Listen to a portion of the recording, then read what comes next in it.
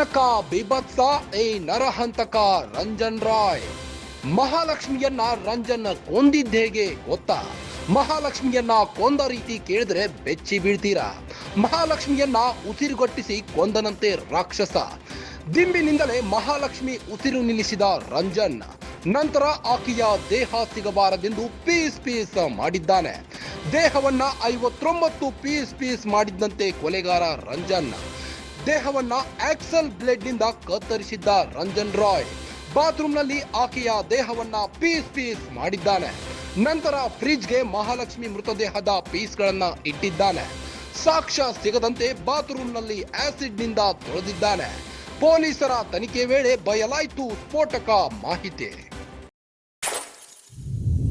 ಭಯಾನಕ ಮತ್ತು ಬಿಭತ್ಸ ಈ ನರಹಂತಕ ರಂಜನ್ ರಾಯ್ ಕೊಲೆ ಮಾಡಿದ್ದ ಹೇಗೆ ಗೊತ್ತಾ?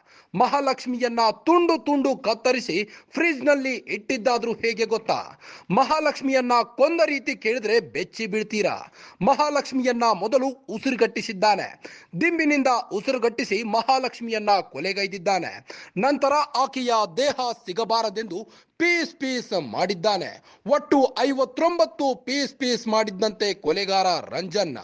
ಮಹಾಲಕ್ಷ್ಮಿಯ ದೇಹವನ್ನ ಆಕ್ಸಲ್ ಬ್ಲೇಡ್ ನಿಂದ ಕತ್ತರಿಸಿದಂತೆ ರಂಜನ್ ರಾಯ್. ಬಾತ್ರೂಮ್ನಲ್ಲಿ ಆಕೆಯ ದೇಹವನ್ನ ಪೀಸ್ ಮಾಡಿದ್ದಂತೆ. ನಂತರ ಫ್ರಿಡ್ಜ್ಗೆ ತುಂಬಿದ್ದಂತೆ ಮಹಾಲಕ್ಷ್ಮಿಯ ಮೃತದೇಹವನ್ನ. ಸಾಕ್ಷ್ಯ ಸಿಗದಂತೆ ಬಾತ್ರೂಮ್ನಲ್ಲಿ ಆಸಿಡ್ ನಿಂದ ತೊಳೆದಿದ್ದಂತೆ ಈ ಭೂಪ. ಪೊಲೀಸರ ತನಿಖೆ ವೇಳೆ ಬಯಲಾಗಿದೆ ಸ್ಫೋಟಕ ಮಾಹಿತಿ.